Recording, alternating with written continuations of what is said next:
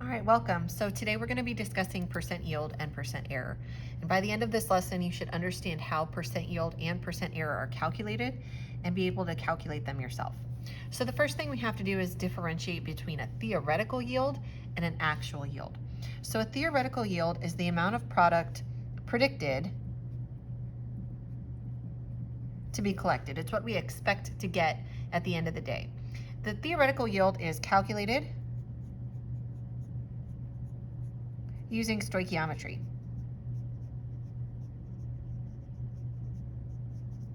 So what that means is that anytime you do a calculation using stoichiometry to figure out how much of something you should have, that's a theoretical amount. It's just done on paper. Any amount of product calculated using dimensional analysis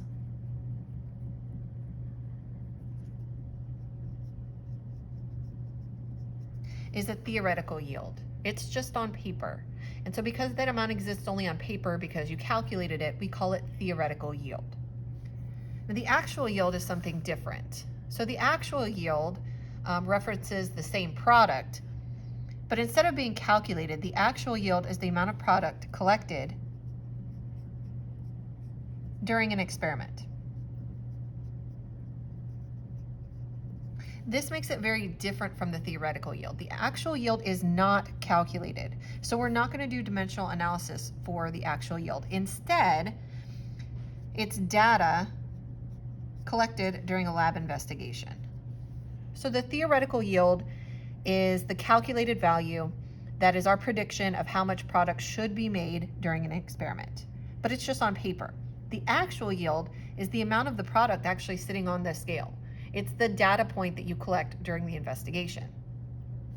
The percent yield is the mathematical relationship between the two. So the percent yield is the proportion of the expected, aka the theoretical amount, that was actually produced. So it's a comparison of the two values, and it's a proportion. So percent yield is calculated by taking the value for your actual yield and dividing it by the theoretical yield, and then multiplying that times 100 to turn it into percent.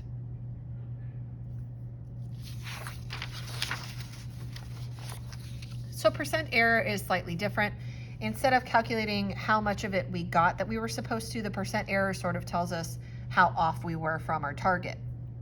So the percent error is a calculation of the difference between the expected, and again, that's your theoretical yield, and your actual yield. So again, when the word difference is used, you should think subtraction. So this is sort of the difference between what we were supposed to get and what we actually got. So one way to calculate this is to find the difference between your actual yield, which I'm going to abbreviate AY, and your theoretical yield, which I'm going to abbreviate TY. And once you find that difference, once you subtract those two values, then you divide it by your theoretical yield and multiply times 100. Now, because you could actually have ended up with more than you were supposed to due to some sort of contaminant or something, or lab error, this value actually could come out as a negative. And so notice that we're going to take the absolute value of our percent error. We're always going to report it as a positive value. Now, another way to calculate this is to take the 100%, because that was your target, right? That would be, in a perfect world, that would be your theoretical yield, right? So your 100%, subtract your actual yield, or I'm sorry, subtract your percent yield. There it is. So subtract the portion you actually got, and what's left is going to be your percent error.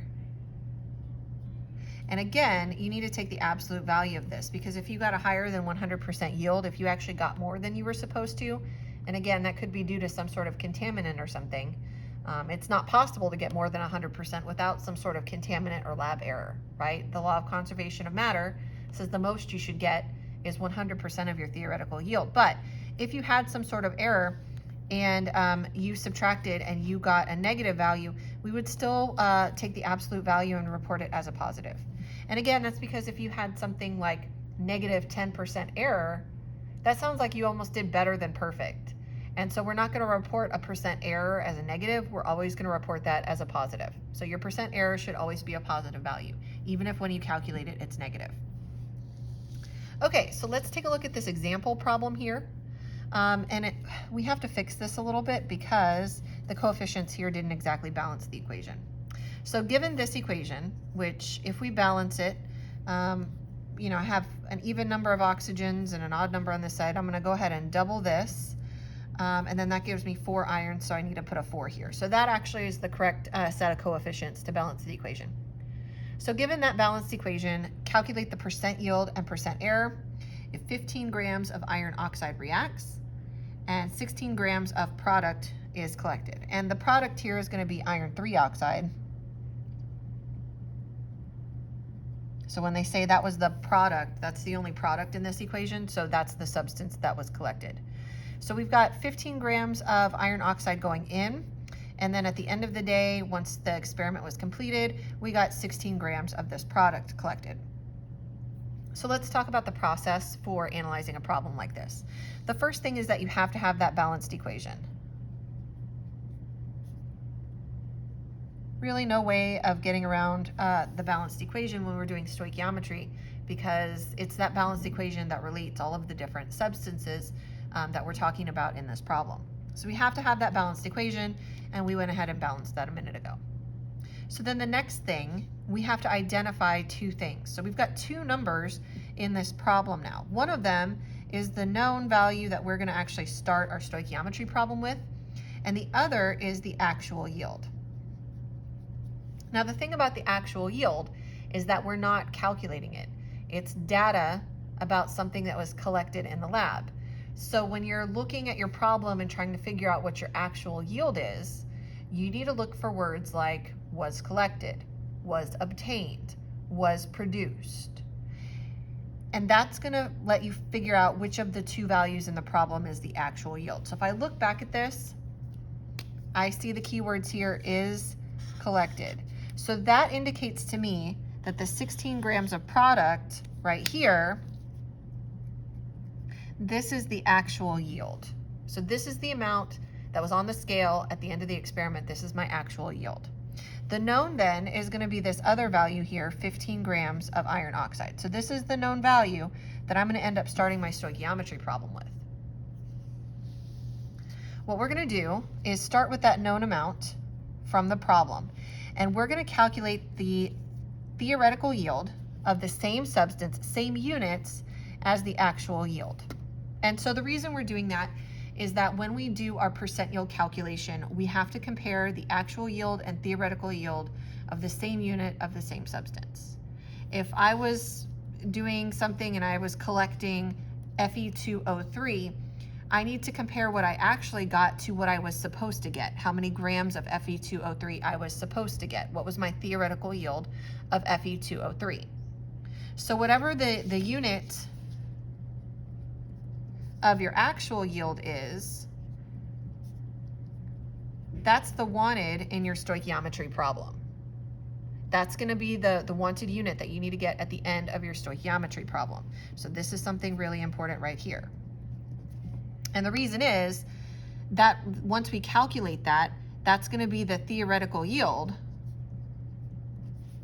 that we use to calculate our percent yield in a minute. And again, our actual yield and our theoretical yield have to have the same unit.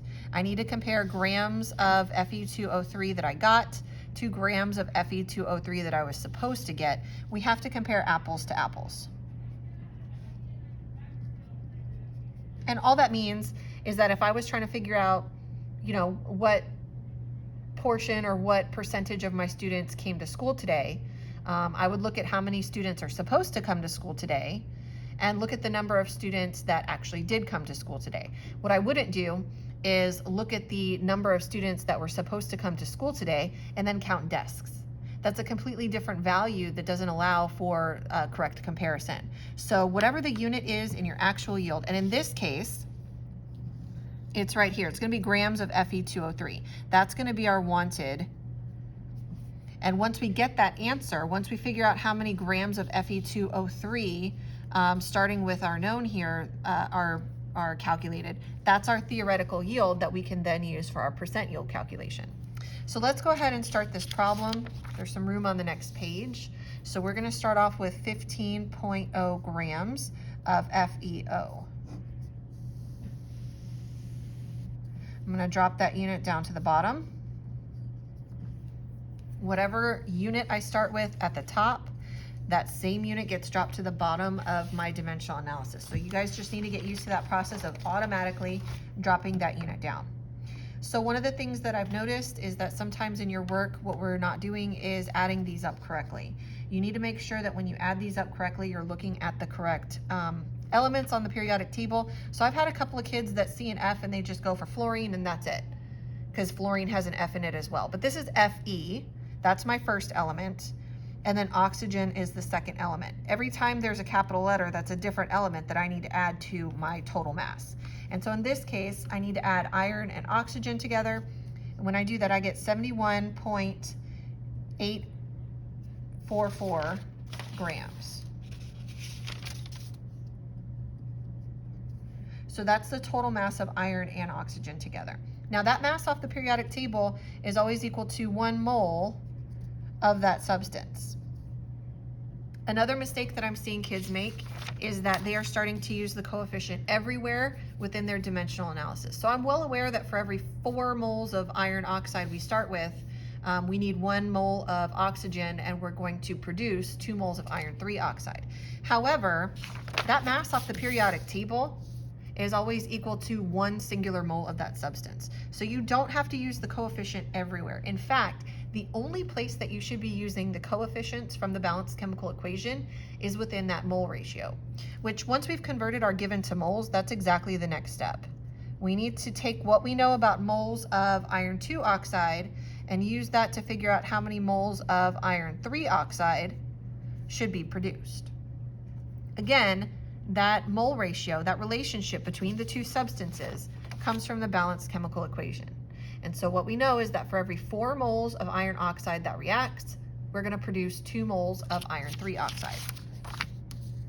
So for every 4 moles of this that goes in, 2 moles of this should be produced. But our theoretical yield has to be in units of grams because our actual yield was in grams. So I'm going to take this unit from the top and drop it down to the bottom. And again, since we're trying to convert this to grams of this substance, we're going to use the mass from the periodic table. Now again, it's the same elements, but we have different numbers of them. Now what we need to do is add together 2 times the mass of iron from the periodic table plus 3 times the mass of oxygen from the periodic table.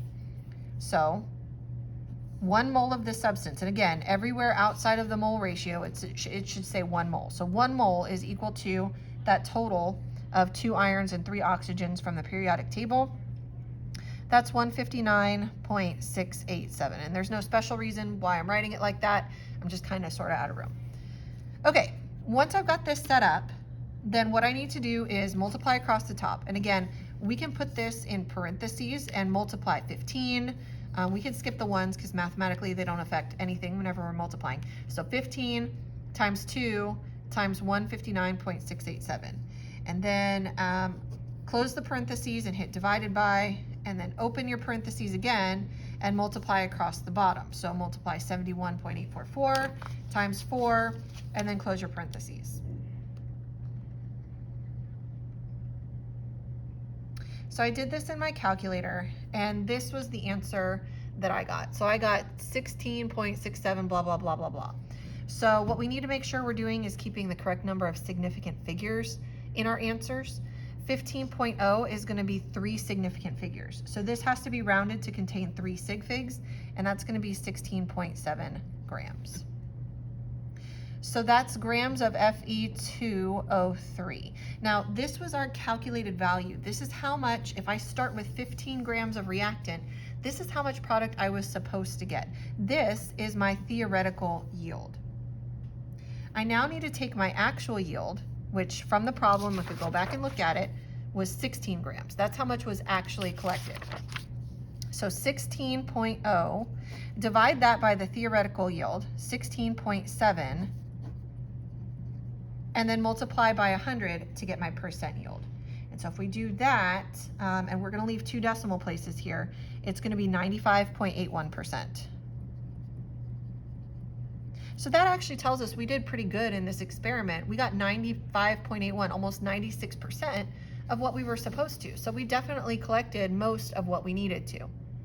We can go ahead and calculate the error. Again, your percent error should always be a positive value. So whether it's positive or negative, you're going to report it as a positive. The easy way to do this, I mean, you can do this calculation here if you want to, but again, the easy way to do it is to say, in a perfect world, I would have gotten 100%. In reality, I got 95.81%. And the difference between perfection and reality is 4.19%. So my error here was 4.19%. That's how much I was off in this experiment.